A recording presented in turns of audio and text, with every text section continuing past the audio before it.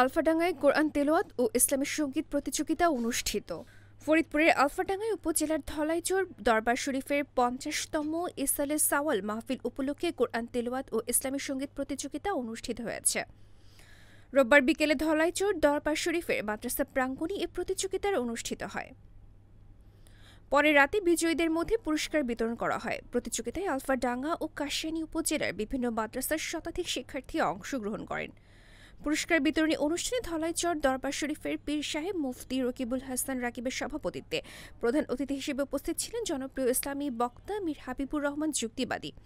এ সময় Alfadanga high school জামে মসজিদে খতিব মাওলানা বরকত আলী, মাওলানা মারুফ শেখ, মাওলানা আবু মুসা হাফেজ আল আমিন ফরিদি সহ অনেকে উপস্থিত ছিলেন।